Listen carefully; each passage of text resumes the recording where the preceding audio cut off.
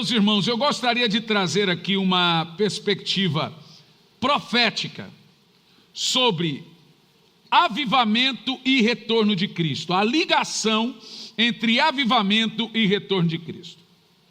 A Bíblia diz que convém que o céu segure Jesus, ou seja, o céu não vai permitir que Jesus retorne até o tempo da restauração de todas as coisas. Aqui nesse texto lido, preste atenção, não fala apenas de cumprimentos proféticos, mas de restauração. Com isso nós diminuímos o filtro das profecias. O texto diz: convém que o céu o segure até que seja restaurado todas as coisas. Então o texto não diz: convém que se cumpra todas as profecias até que seja restaurado todas as coisas. O texto também diz, não só o cumprimento, mas de repetições de profecias que já se cumpriram. Por isso o termo restauração de coisas que aconteceram, deixaram de acontecer e passarão a acontecer de novo.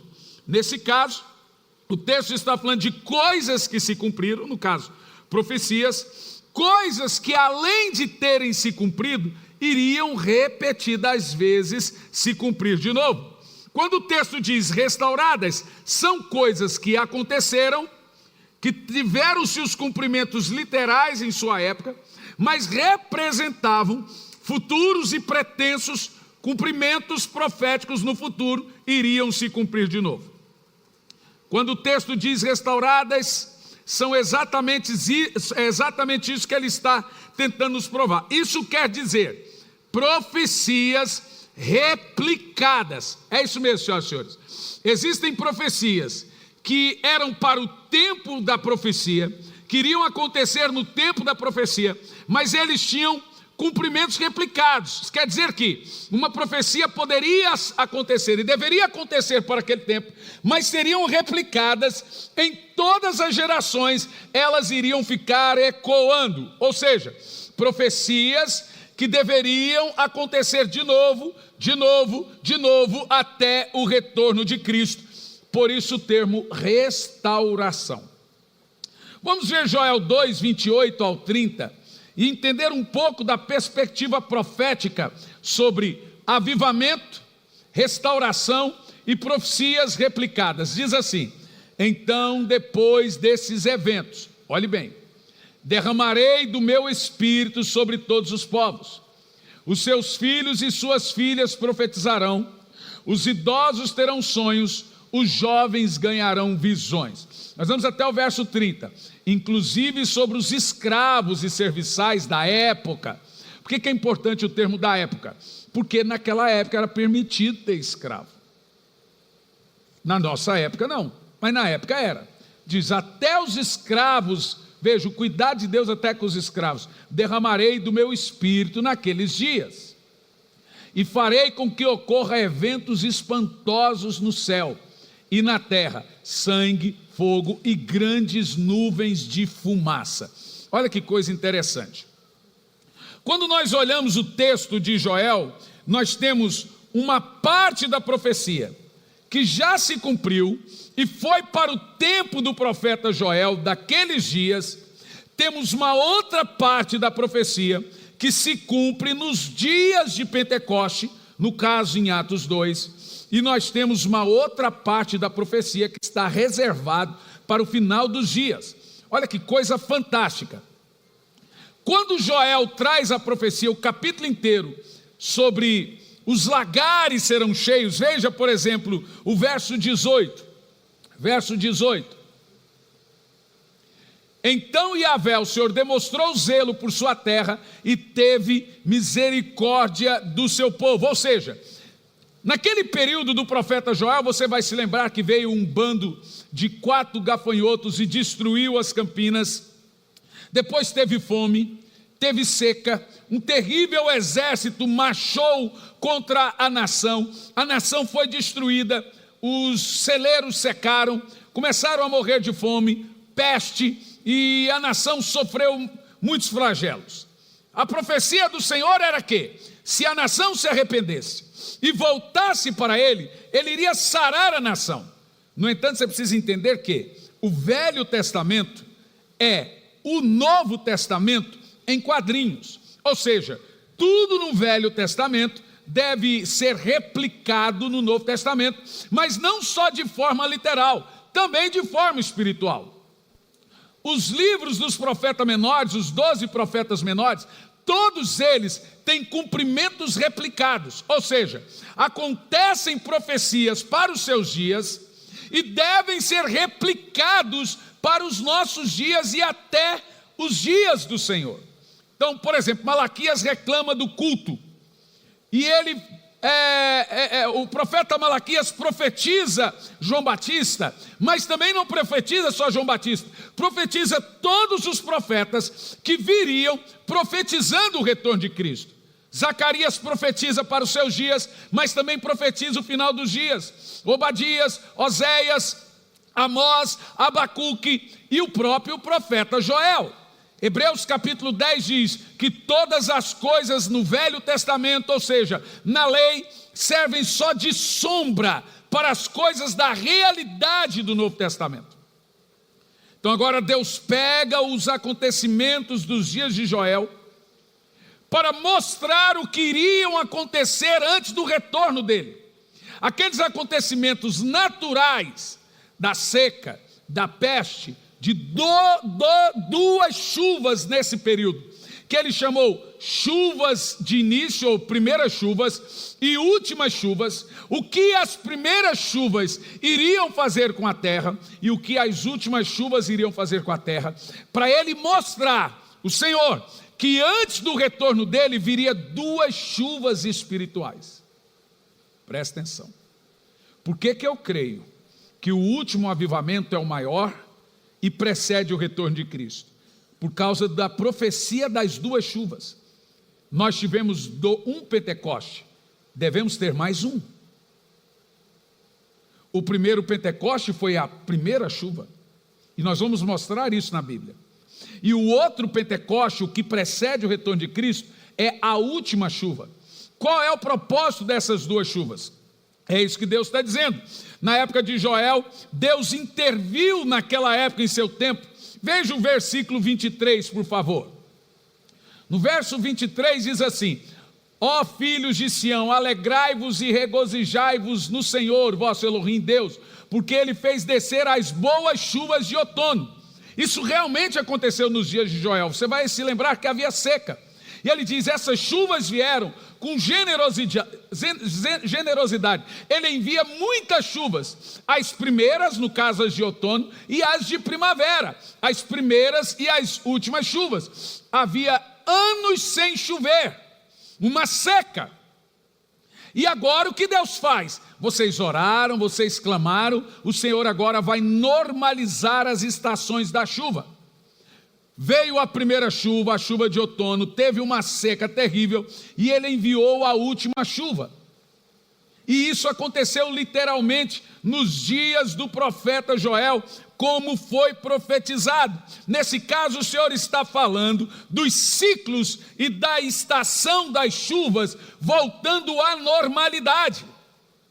E essa era a razão da fome e miséria na época inicial da profecia. O verso 24 também nos mostra que esse cumprimento da primeira fase de Joel aconteceu naquela época. Diz aqui, as eiras ficarão cheias de trigo para bater, vossos tonéis transbordarão do melhor vinho e do mais puro azeite. Isso realmente aconteceu naquela época. Você vai se lembrar que os gafanhotos destruíram as plantações, não havia reserva de alimentos, eles estavam morrendo. No verso 25 o Senhor fala sobre os seus dias: restituirei os anos consumidos pelo gafanhoto. Lembra, os gafanhotos destruíram tudo. No verso 26, vocês terão comida em abundância e ficarão satisfeitos e louvarão o nome do Senhor teu Deus, que fez maravilhas em favor de vocês, e nunca mais será um povo envergonhado. Até aqui aconteceu nos dias do profeta Joel. Veio as chuvas, o Senhor encheu os lagares, encheu os tonéis de vinho, encheu os tonéis de azeite. As profecias se cumpriram, a primeira parte, de forma literal, nos dias do profeta Joel. Deus espantou aquela nação que estava marchando contra o profeta Joel. E as profecias têm esse padrão. O que você precisa entender, em Apocalipse, Daniel, Malaquias, Obadias, Abacuque, não há um cronograma do tipo, isso vai acontecer primeiro, isso depois, isso depois, isso depois. Nem Mateus 24, na parte apocalíptica dita e pregada pelo próprio Jesus. O que nós vemos aqui é que o próprio livro do profeta Daniel tem cumprimentos similares. Ezequiel, Isaías, todos eles têm cumprimentos similares, como também do profeta Joel. Agora olha no verso 28, depois de você ver os cumprimentos literais, tem assim, e depois desses eventos, agora já está apontando para o futuro. Observa o que é interessante, que até o verso 28 está falando de cumprimentos daqueles dias. Os tonéis se encheram, os lagares se encheram, encheu de azeite, encheu de vinho, as plantações voltaram a crescer, tiveram as chuvas de outono, as chuvas de inverno, ou seja, a estação das chuvas foram normalizadas. Agora o Senhor aponta, depois disso, depois desses cumprimentos literais, o termo depois disso, ou seja, agora a profecia vai mudar de tempo. Ela não está só apenas falando de cumprimentos literais, mas Deus vai usar o cumprimento literal do profeta Joel para mostrar todos os acontecimentos proféticos e futuros no mundo. Ele vai usar as duas chuvas, ele vai usar a falta de azeite e de vinho. O azeite representa a unção, o vinho representa o Espírito Santo.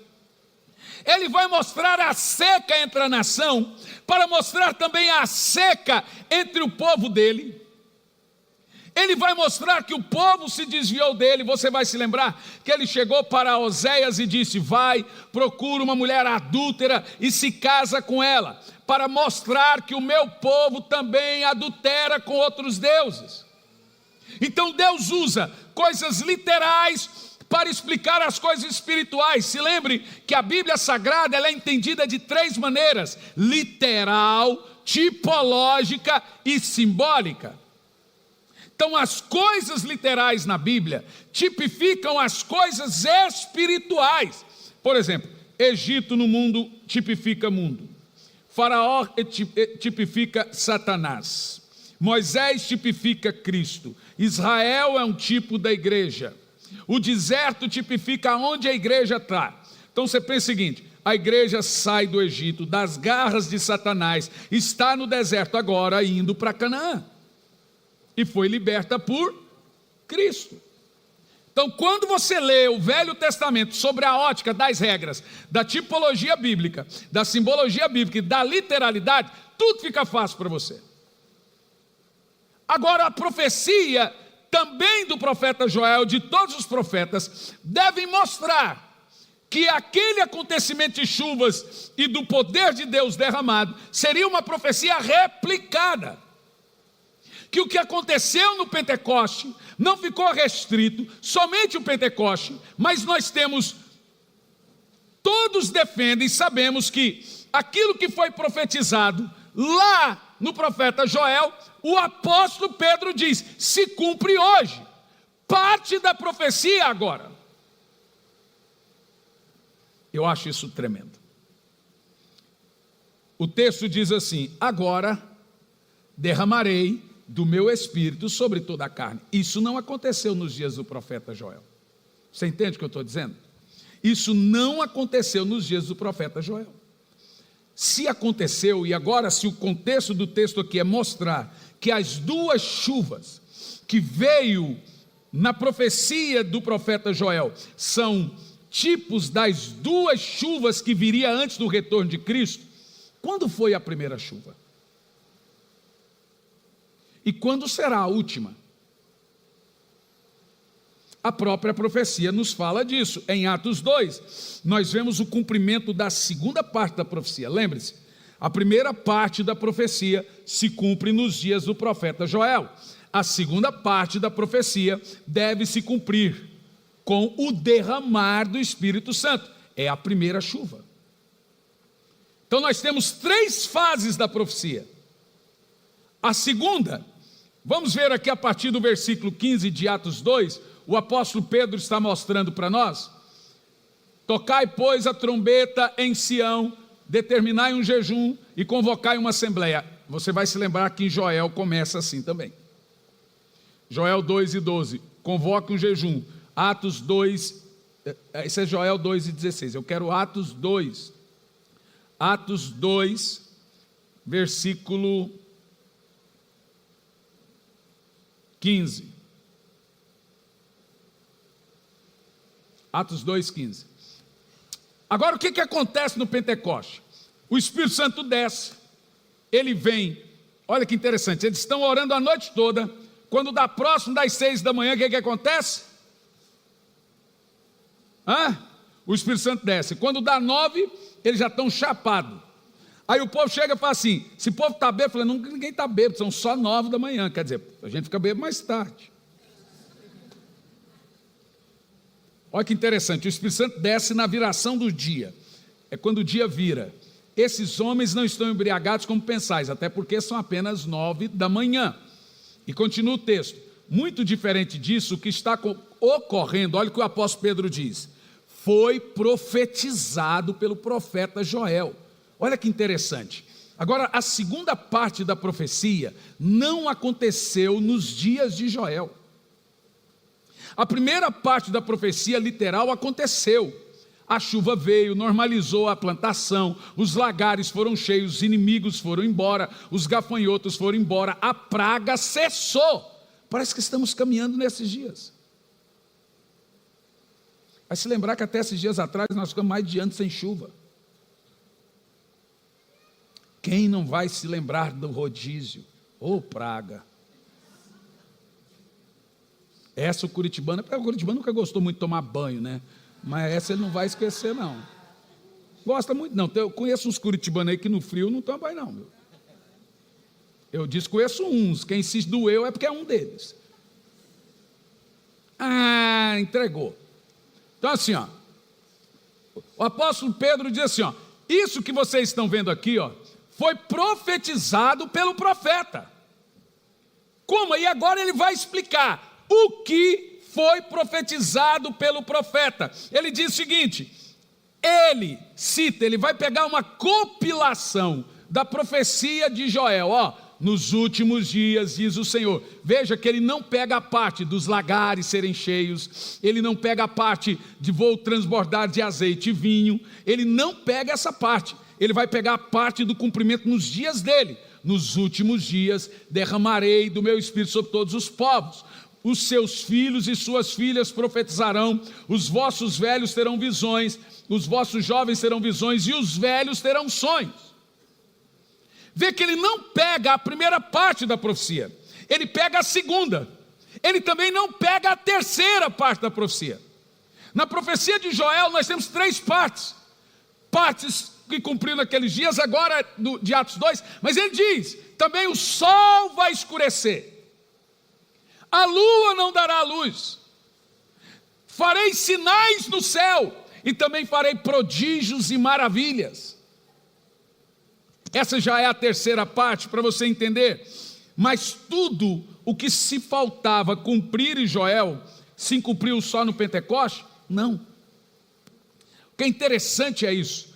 Parte da profecia se cumpre nos dias do profeta, outra parte da profecia se cumpre no Pentecoste, mas uma outra parte da profecia ainda está para se cumprir. O Deus que trouxe o cumprimento nos dias de Joel é o Deus que trouxe o cumprimento nos dias de Pedro. É o mesmo Deus que vai trazer o resto do cumprimento nos últimos dias. É isso que nós não entendemos. Você quer ver?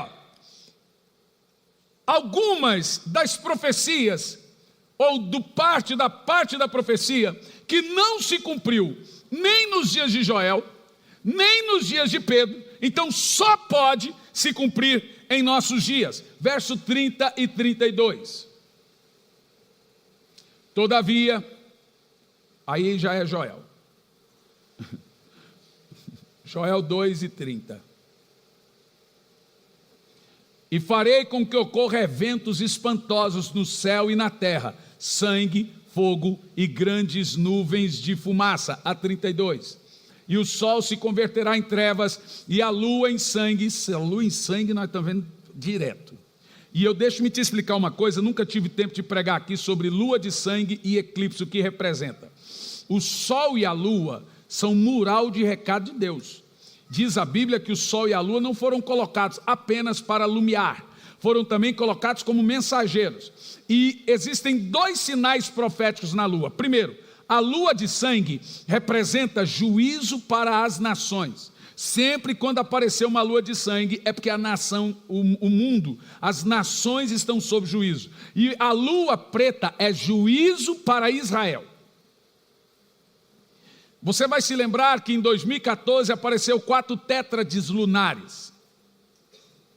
E logo depois disso, se você pegar uma série de mensagens, eu preguei, mas não estão em vídeo, estão em áudio, chamado As 4 Luas de Sangue, foi dito, são 4 luas de sangue, no meio um eclipse da lua negra, e depois mais outra sequência de 2 luas de sangue. 2 luas, um eclipse lunar e mais 2 luas de sangue.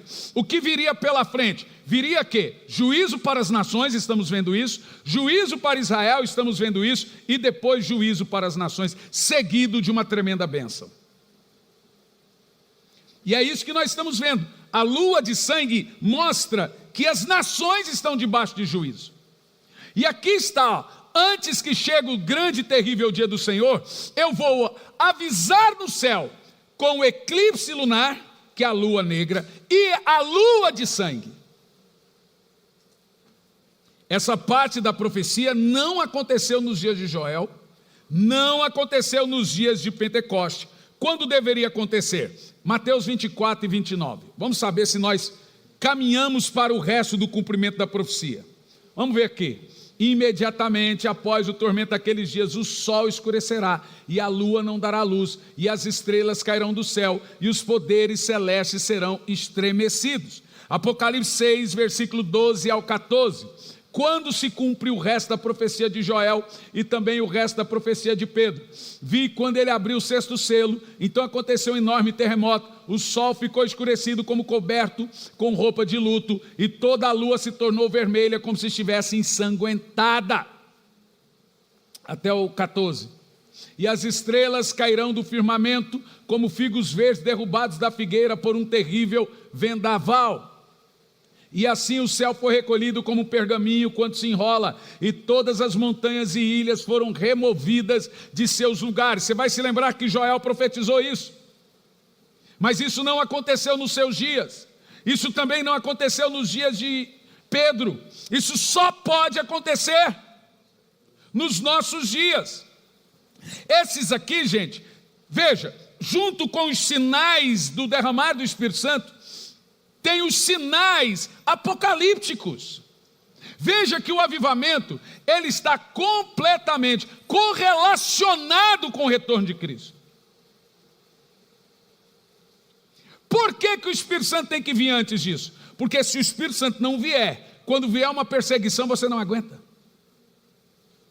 Por isso que primeiro vem avivamento, primeiro vem o poder de Deus, para depois vir a perseguição. Olha, o Espírito Santo desceu em Atos 2, depois veio uma terrível perseguição, e eles não abandonavam a fé, porque eles estavam cheios de Cristo. Se o avivamento não vier, e a perseguição vier antes do avivamento, ninguém suporta. Se você abandona Jesus por qualquer coisa, se dá um frio, você não vem na igreja, se você não tem fervor espiritual, imagina um tapa.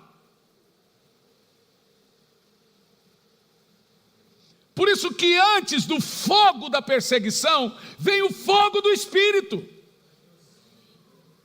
Ou você corre agora para se encher de Deus, ou se prepara para a apostasia.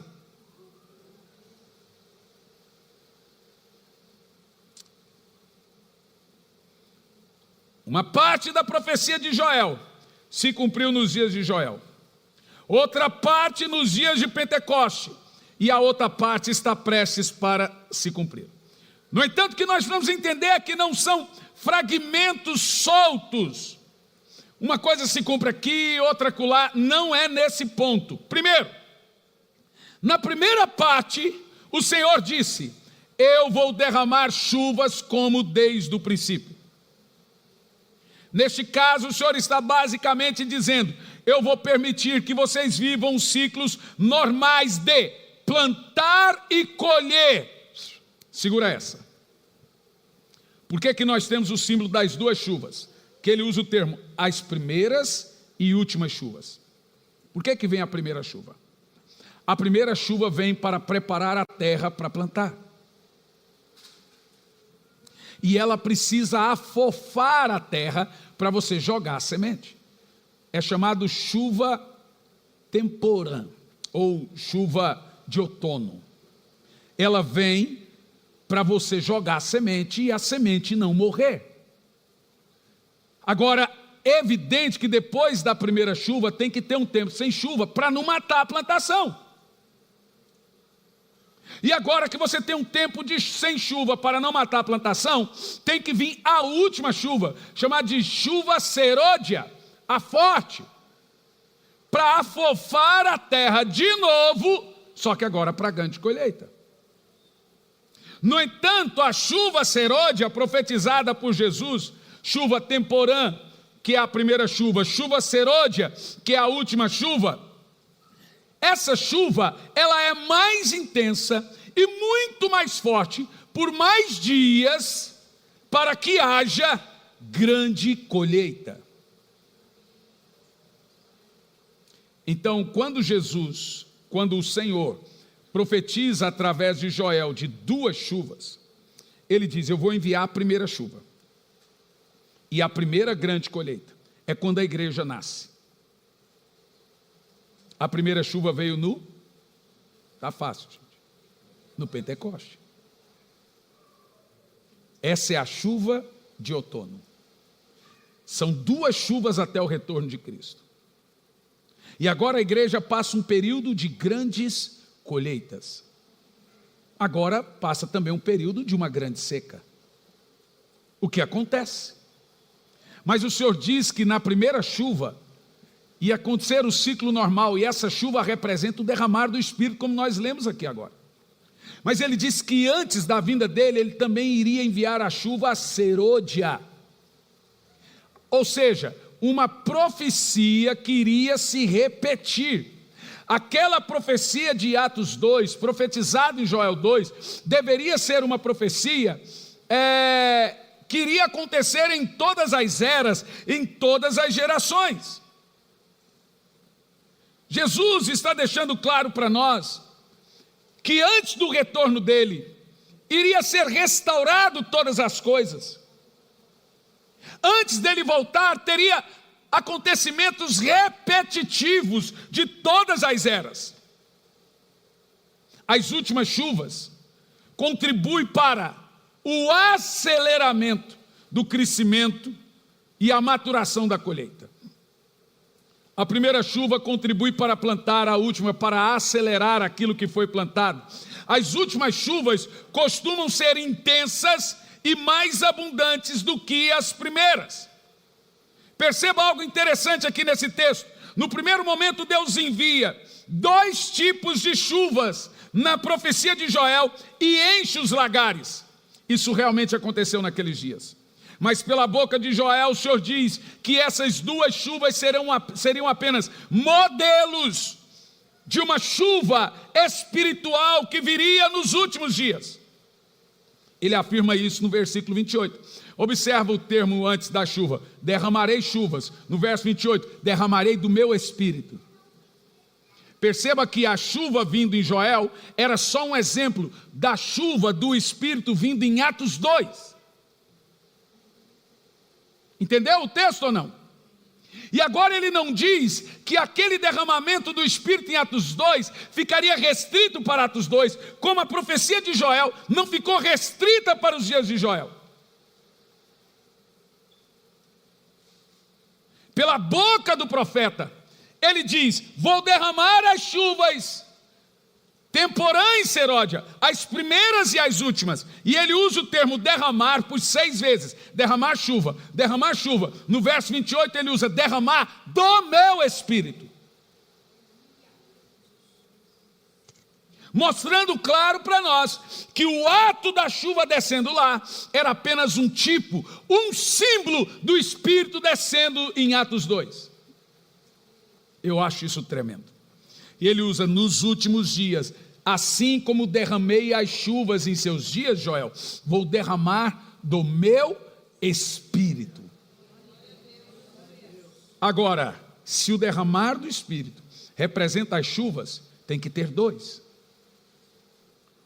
Pentecostes. E por mais que tenhamos tido vários avivamentos ao decorrer dos dias, todos eles são colheitas da primeira chuva. Porque o termo deixa claro: vou derramar a primeira chuva e nos últimos dias, ou seja, aqueles dos sinais nos céus e profecias apocalípticas, vou derramar a última chuva.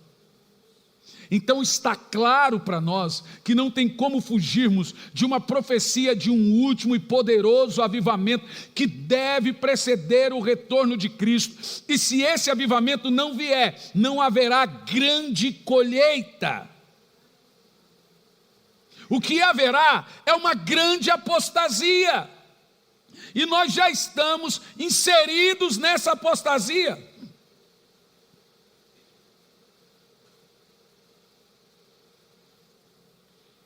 Eu ia colocar na tela aqui uma propaganda de uma igreja lá em Goiás.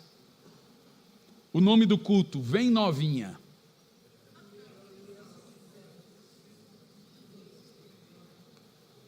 Não, se você ver a propaganda, é um nojo.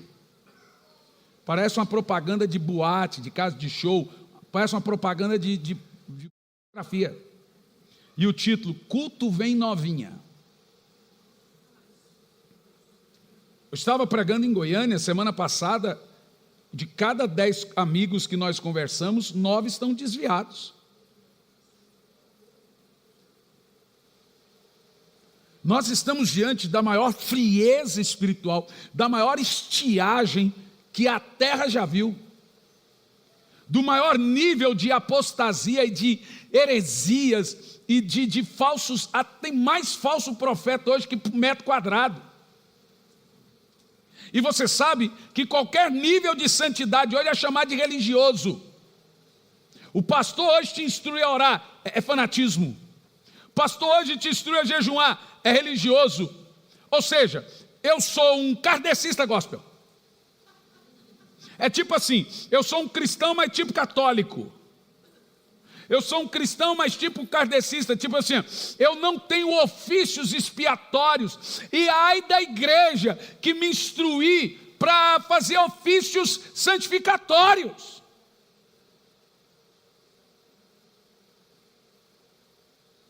Teve um que saiu da igreja, estava se sentindo pressionado. Falei: a quê? A orar. Falei: pode sair. Não, irmão, você acredita num negócio desse? A pessoa sair porque ela se sente pressionada a orar. Nem a pecar, é a orar. Santo Deus. Esse é o poste fazendo xixi no cachorro. Nós chegamos a um deplorável tempo da história, que daqui um pouco o pastor vai falar que todos sejam abençoados. Estou brincando não, estou falando sério.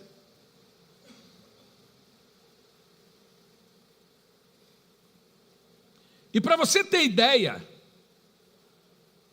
quando o apóstolo Pedro vai falar do que aconteceu no Pentecoste, ele fala que a profecia do Pentecoste era um cumprimento replicado da profecia de Joel.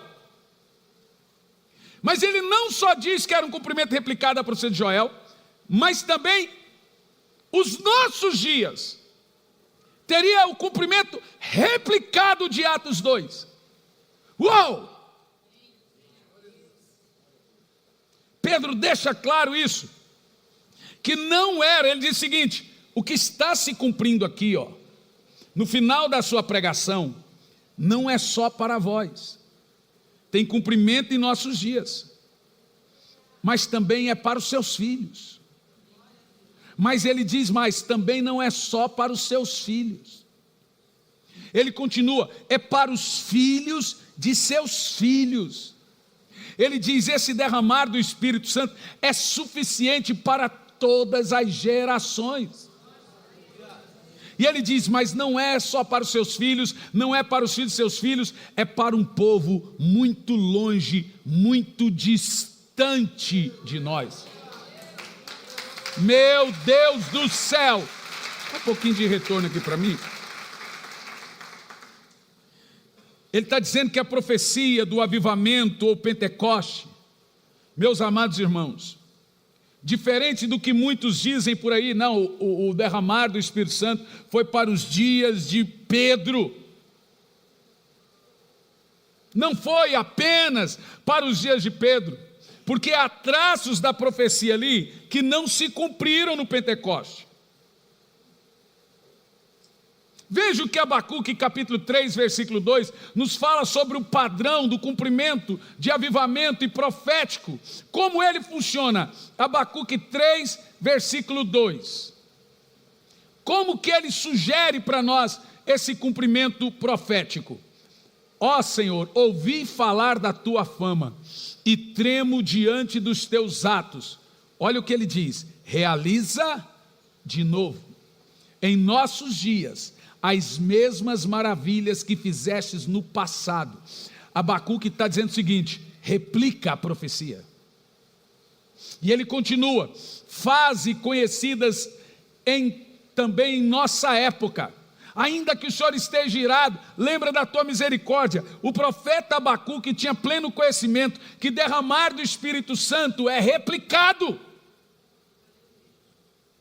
Que toda a carne, toda a terra deve se encher do Espírito. Que toda geração deve viver o mesmo mover de todas as épocas. Por quê? Deus é um Deus famoso. E Abacuque diz, conheço a sua fama. Pois, senhoras e senhores, essa é a nossa oração. Nós não servimos um Deus somente do passado.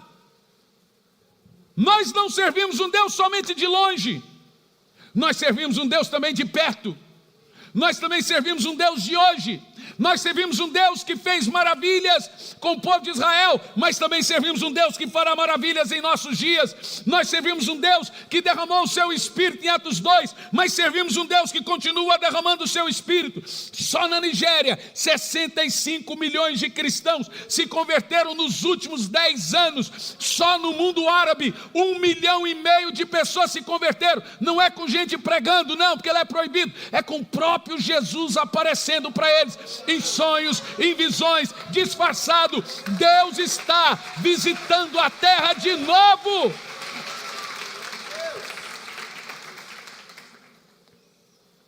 Sabe por quê?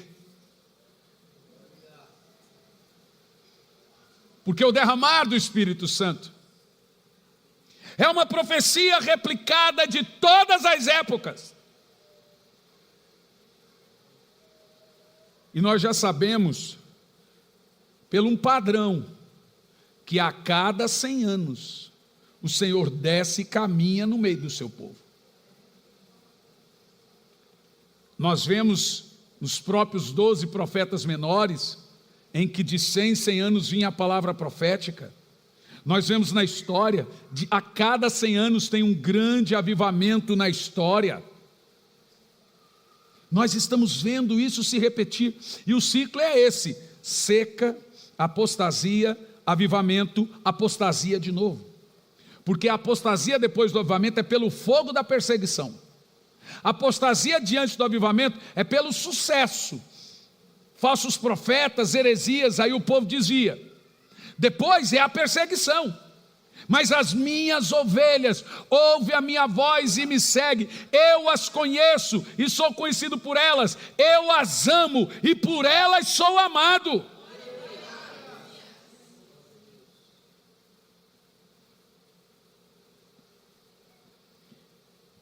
Então nós aprendemos que em cada geração nós temos duas chuvas.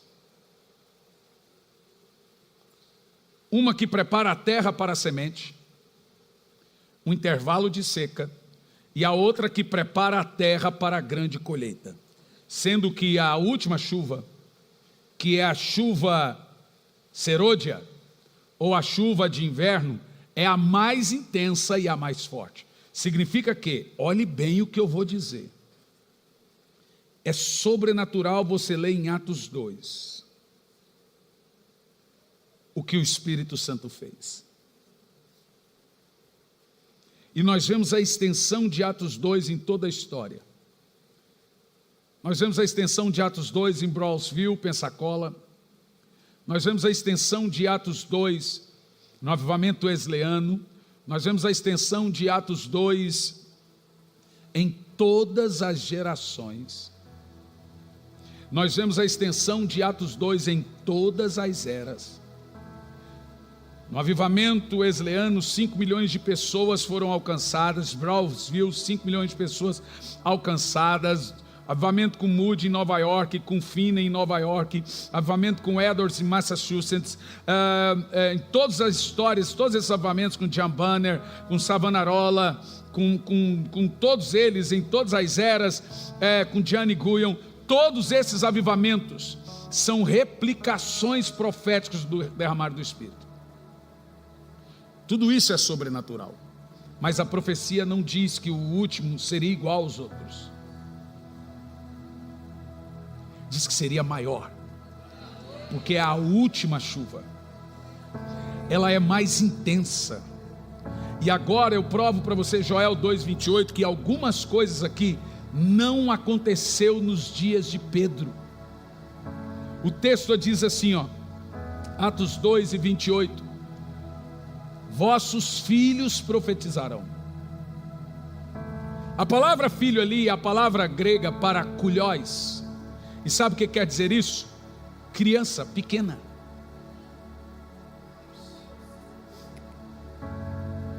Sabe o que o texto está dizendo? Eu até acredito, posso acreditar que crianças profetizaram nos dias de Pedro, mas não temos registro. Mais do que isso, se que os filhos aqui fossem apenas filhos, estariam incluídos na palavra jovens. Observa que aquilo ali é a diferença de idade, filhos e jovens. Em Gálatas 4, primeiro temos o termo ali para criança, filho, é criança que mama. Mas como que uma criança que mama vai profetizar? O contexto de Jesus ali é que criança mamava até os 12. Veja, Samuel desmamou, foi para o templo com 12. Jesus desmamou, foi para o templo com 12. Entendeu ou não? É claro que as crianças não mamam hoje com 12, mas o contexto continua. Jesus está pegando e dizendo o seguinte: crianças que entendem serão cheias, e depois eu vou encher jovens, e depois eu vou encher velhos. Veja, ali nos dias de Pedro, você tem muitas coisas acontecendo, mas não temos registro de crianças em casa acordando cheias do Espírito. Pois, senhoras e senhores, nós estamos prestes a viver o maior derramar do Espírito Santo da história.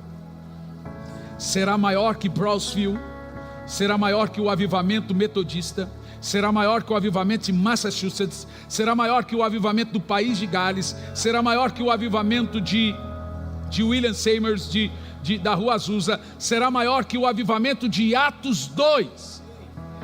E não sou eu que estou dizendo, o Senhor disse que a última chuva seria a mais intensa. São duas, a primeira veio em Atos 2, a última profetizada deveria vir antes do retorno de Cristo. E o que os servos de Deus, os pregadores deveriam fazer? Preparar o povo para esse derramar. Antes do Pentecoste, veio João Batista preparando o caminho para o Senhor. O Senhor veio fazendo milagres e maravilhas. Depois o Espírito Santo desce no Pentecoste. Todos esses anos, 2000 e poucos anos, avivamento em Londres, avivamento na Alemanha com Zuzendorf, avivamento na França com Guyon, avivamento nos Estados Unidos, avivamento acolá, avivamento na Argentina, tudo isso são apenas anunciações do último e maior avivamento da história. São homens e mulheres preparando o caminho do Senhor para aquele avivamento que também vai trazer Jesus. Ele diz que quando todas as coisas forem restauradas, então o céu vai deixar Jesus vir. Até lá o céu vai segurando Jesus, mas quando a chuva descer, ele vem. Deixe-me te dizer uma coisa: está chegando o maior avivamento que a terra já viu, o maior Pentecoste que a terra já viu. Vossos filhos irão acordar tendo profecias, não só eles, você também vai ter visões e revelações da parte do Senhor. Agora, você diz como os discípulos no caminho de Emaús: queima o meu coração pelo Senhor.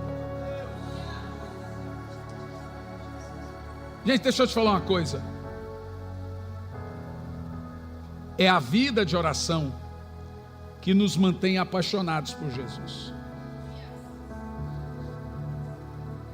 No entanto, quando a sua vida familiar não está bem, você deve orar pela sua vida familiar. Não é verdade? Quando a sua vida financeira não está bem, você deve orar pela sua vida financeira. Não é verdade? Quando a sua vida de oração não vai bem, você deve orar pela sua vida de oração. Você deve dobrar o seu joelho, ainda que seja 5 minutos, 10 minutos, 20, e falar: Senhor, eu oro pela minha vida de oração, ela não está bem. Eu não estou conseguindo orar. Você não ora por todas as áreas da sua vida? Você deve orar também pelo seu fervor. Porque, irmão, olha dentro dos meus olhos. Jesus disse: quando o Filho do Homem vier, achará alguém orando? Jesus está deixando claro que quem não for de oração nesses dias, não vai ficar de pé. E olha, você não vai ouvir a voz do Senhor. Eu sei que os prazeres e a vida espiritual, ela é esquisita, porque enquanto você está frio, você não tem vontade de orar, e você acha que está tudo bem. E nós temos que parar de entender a vida de oração apenas como uma maneira para conseguir as coisas de Deus. É também, mas o mais importante da vida de oração é a comunicação, é o falar com Ele. Jeremias diz: Senhor, o Senhor me seduziu, e eu me deixei ser seduzido pelo Senhor. Jeremias está dizendo que quando você conhece o Senhor na intimidade, Ele te prova um amor tão grande que você não consegue deixar mais. É estranho os cristãos, e assim é com todos, gente, é com você, comigo e com todos. Ontem um pastor dos Estados Unidos mandou mensagem, vários mandam, né? Pastor, eu preciso da sua ajuda. Todo dia são dezenas de mensagens. Eu estou orando, mas está no automático, eu não sei o que fazer. De 15 dias para cá, meus olhos não molham. Eu mandei para ele a mensagem: aridez na oração, ouça e depois me diga. Ele ouviu e falou: pastor, já respondeu tudo. Aí um pastor me mandou uma mensagem ontem de vitória no Espírito Santo, pastor de uma das maiores igrejas lá, que ele está em choque. No meu celular não está aí com tudo, senão eu ia ler. E ele reclama e fala: pastor, pelo amor de Deus, não saia desse lugar, porque você está mudando uma geração. Então às vezes a gente está aqui em algumas centenas. Nós somos uma igreja pequena, mas somos uma igreja relevante. Tem igreja gigante que não tem relevância nenhuma, zero relevância. Você sabe que existe, que ela abre e fecha ali, uma hora de culto. Mas a Casa Azusa, a Rua Azusa, era uma igreja de 200 pessoas. Eu não quero continuar com 300, apesar que temos poucos anos de vida, mas se continuar também. Agora o que eu quero é que essas 300 sejam apaixonadas, sejam fervorosas, que atendam o chamado do Senhor, que corram as suas orações na madrugada. Eu não quero que você fique para sempre orando de madrugada. Se você conseguir depois já aproveitar que pegou rotina, maravilha. Eu quero que você ore. Esse é o período que estamos orando de madrugada, que é um chamado do Senhor. Mas o que eu quero é que a sua mente mude, que você pare de dormir com a sua namorada, que você pare de mentir, roubar, prostituir, adulterar, usar pornografia. E essas coisas você não vai conseguir vencer apenas eu dizendo para você parar. Você vai conseguir vencer se for para a cruz.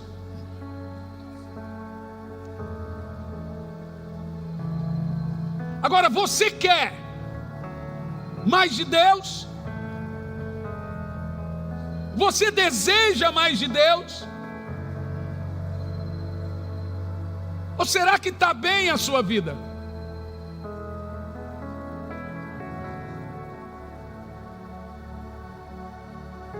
Porque essa é uma geração de olhos secos, que não desejam mais de Deus, que não querem mais de Deus, estão satisfeitos, mas satisfeitos com nada, porque não receberam nada de Deus ainda. Mas eles estão satisfeitos exatamente com nada, e se recebeu, recebeu migalha. O Deus que eu conheço quer caminhar de novo no nosso meio, quer revelar-se de novo a nós, quer andar de novo no nosso meio. Eu não estou preocupado se te chamam de fanático, irmão. Eu tenho viajado do mundo, propriamente Curitiba está com fome. Foram 3 dias de cego, 100% cego. Eu nem vou falar. Agora mês que vem tem na comunidade cristã, a cidade está em pavoroso. Agora aquela igreja tradicional aqui também, não vou falar o nome, é a maior de Curitiba. E essa eu estou relutando, porque você vai numa igreja tradicional, tem 2 coisas para acontecer: ou ela é avivada ou dividida. Ou você aviva a igreja, ou você divide ela. Não tem meio termo. Ou você vai lá e desgraça a igreja de uma vez, ou ela vira o poder de Deus. Ou eles aceitam, ou eles rejeitam. E aí as pessoas querem realmente olhar e dizer assim: bando de louco e fanático. Será que realmente nós somos? Ou será que Deus está nos levantando para algo novo, algo poderoso, e não só a nós, mas também outros? Será que você não olha à sua volta o que está acontecendo? Será que nós estamos reclusos ao nosso mundinho religioso? Ei, eu quero lhe chamar para fazer história comigo. Você está entendendo o que eu estou falando? Eu quero te arrastar para esse nível do sobrenatural. Eles vão dizer assim, ó: lá vai alguém, da onde vem, da onde faz, da onde que acontece.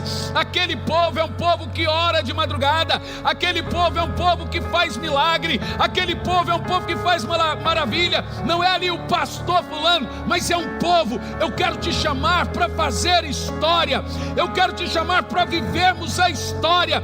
Nós estamos caminhando sobre as páginas da Bíblia. Deus está fazendo uma coisa que Ele nunca fez na história.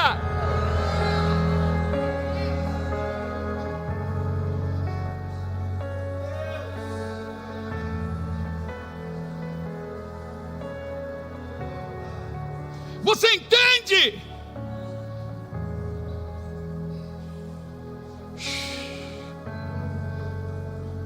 Nós estávamos lá com o nosso povo no alcance, alguns, e uns olharam e falaram assim: é lá, que povo daquela igreja, olha o jeito que ele ora em língua. Falaram para nós, né, Jean? Olha lá, parece doido. Falaram: já está fazendo a diferença. Olha lá, fica. Teve um que falou assim: ó, fica igual o pastor dele. Falou: se ele ficar igual o pastor, daqui um pouco ele vai orar e um cego vai enxergar também. Continue assim. Continue assim. Espero que não seja só nos trejeitos, que também faça da oração das madrugadas, que também levante os paralíticos, cure os cegos e ganhe almas. Mas, gente, esse é o nosso DNA. Nós somos uma igreja apaixonada por Jesus, cheia de falhas e defeitos, mas somos apaixonados por Jesus. E daí que seremos conhecidos como os loucos, os fanáticos. É verdade. Vai lá e pergunta para Jesus se ele é que ele disse que era. Jesus falou assim, vai lá e diga que os cegos enxergam, vai lá e diga que os paralíticos andam, vai lá e diga que os mortos ressuscitam. Tá bom para vocês? Olha para mim, meu irmão. Eu estou te chamando, ei jovens. A Bíblia diz, jovens, eu vos escolhi porque vocês são fortes. Ei, eu estou te chamando para fazer história. E não é arrogância, presunção, prepotência. Eu estou chamando você para viver algo que Deus escolheu. Os jovens vão profetizar.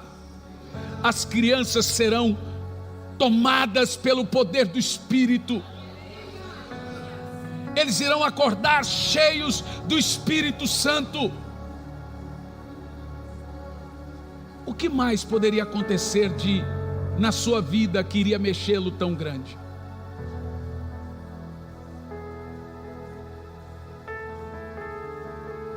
Chega um momento na vida que não tem o que compre que preencha, não tem o que venda que preencha, não tem onde mora que preencha. O que mais poderia acontecer na sua vida que seria tão importante quanto esse mover tão sobrenatural de Deus?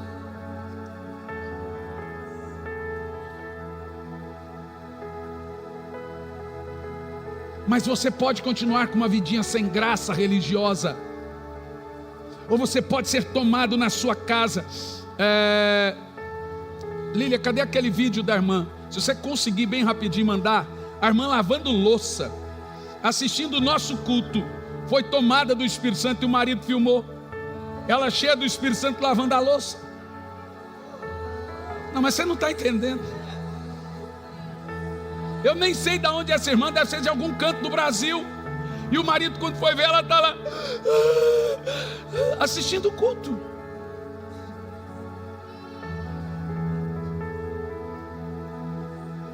Você entende? Nós já estamos fazendo história. Ontem recebemos a confirmação da conferência no Japão. 26, 27, 28 de dezembro. Final do ano. Neve. Essa altura de neve. O Japão é o país que tem mais suicida do mundo.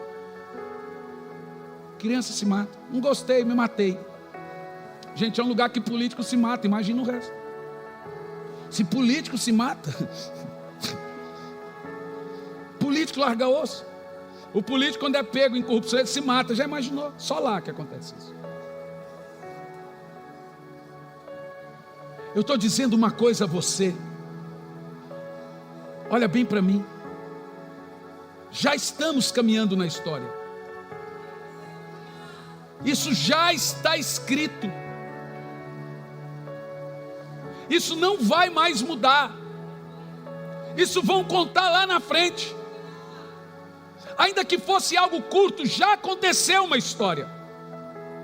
Mas não é algo curto. É só o início de algo sobrenatural e grandioso. De algo que está apontando coisas como essa. Eu recebo dezenas por dia. Se eu fosse colocar, seria até chato de ver crianças tomadas pelo Espírito e o pai filmando. A criancinha estava brincando, de repente, do nada, o pai vai lá ver a criancinha brincando, ela está no chão profetizando em língua, já não está brincando mais. Vossos filhos profetizarão. Eu até acredito que aconteceu em Atos 2, mas não temos registro. Mas será registro de nossos dias. Sabe o que é isso? Deus está com muita pressa. Deus está querendo muito. E Ele sabe que se o Espírito dele não for derramado em toda a carne, não ficaremos de pé. Mas nós ficaremos de pé. Pode colocar. Aumenta o volume. O Senhor Manaus. De Manaus.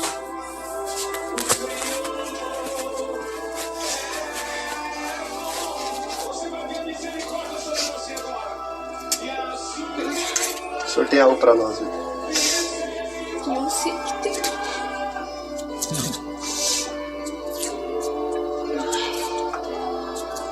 O culto não ficou só na igreja.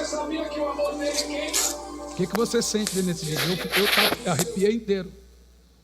Sabe o que é isso? Unção.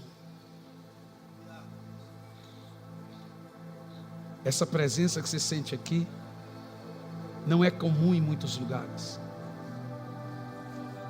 Nós estamos começando a colher as nossas horas de oração. Shhh.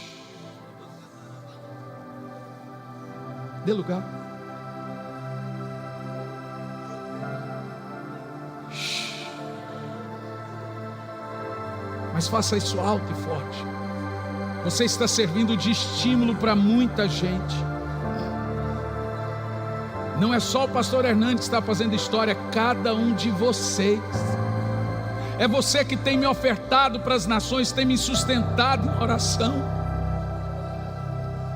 Você está entendendo? Tem muitos que não entendem isso. Mas o meu galardão é o seu, e o seu é o meu. Vamos, gaste-se um pouco aí adorando o Senhor.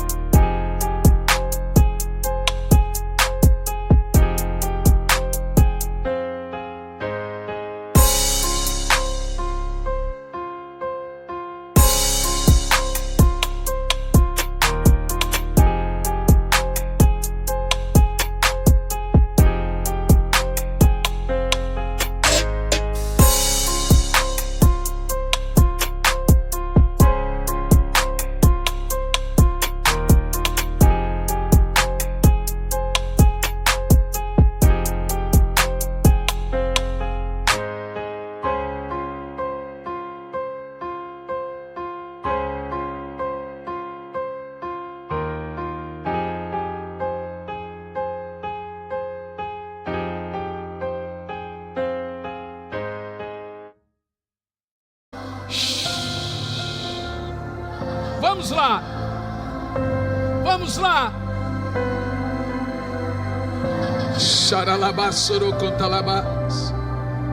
Por 3 minutos, ore em línguas. Fique em pé e ore em línguas um pouco. Deixa a presença dele inundar você agora. Pois ele está enviando as últimas chuvas sobre nós. Ele está enviando as últimas chuvas sobre nós. Eu sinto Ele caminhando no nosso meio aqui agora.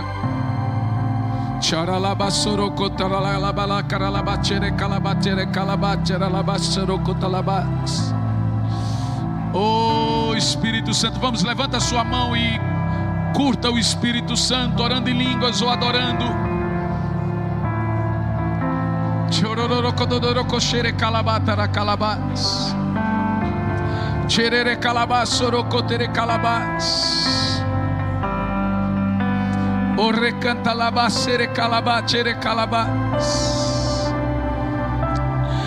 Oh Espírito Santo, visita esses que estão em casa agora, que irão assistir essa mensagem depois de hoje, durante meses ou anos.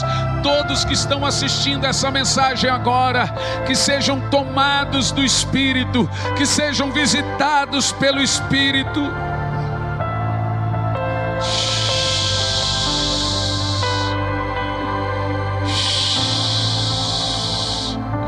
É essa presença que você está sentindo agora. É essa presença que você está sentindo agora. É Ele. É um cheiro. Você está sentindo o cheiro dele agora. Ele está no nosso meio essa manhã. Ele está no nosso meio essa manhã. Ele tem visitado famílias, crianças, jovens, pessoas no Japão, Austrália, Estados Unidos, Europa, pessoas que nem falam o nosso idioma, na Filipinas, Argentina, Colômbia. Ele está fazendo uma coisa nova. Ele está fazendo uma coisa nova. Levanta as mãos e ore em línguas por 3 minutos, alto e forte.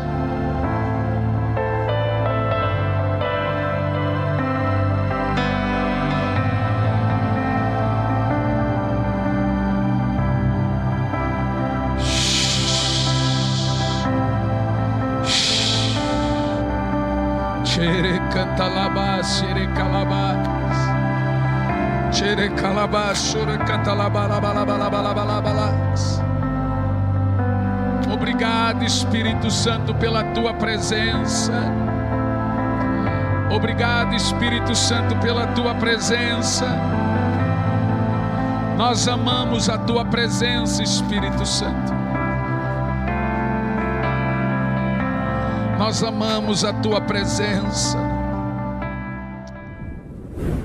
Olá, meus queridos, aqui quem fala é Hernandes Santos, sou pastor, sou professor no Instituto Sabedoria e Graça e é disso que venho falar de você agora. Tem muita gente que tem muita vontade de fazer teologia, de concluir um curso em bacharelado em teologia de 2, 3, 4 anos e etc.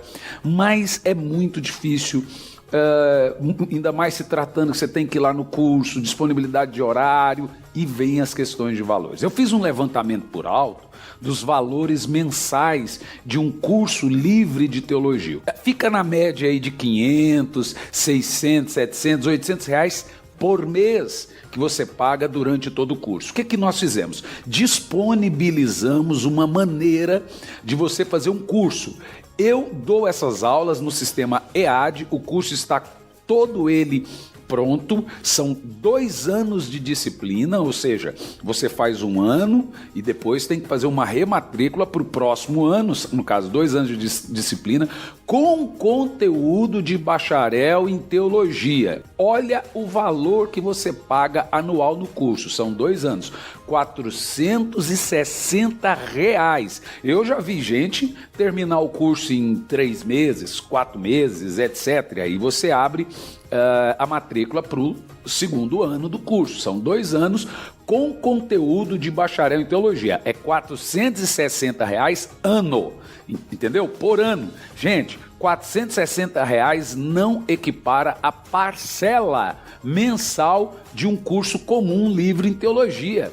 Um curso comum livre em teologia, a média é de 500 para mais por mês. Então você vai fazer R$460 o curso e eu estou dando a aula para você com conteúdo de bacharel em teologia com o sistema EAD. O que é sistema EAD? A gente tira tudo aquilo que é pormenores e vai direto ao ponto. Então tem aula de 1 hora, tem aula de meia hora, tem aula de 15 minutos, tem aula de 20 minutos. Ou seja, tem todas as aulas da teologia sistemática e o certificado chega na sua casa se formando no Instituto Sabedoria e Graca. O que você pode fazer agora? Você vai entrar no site sabedoriaigraca.com, sabedoriaigraca.com, e você vai se inscrever no curso, passa o seu cartão.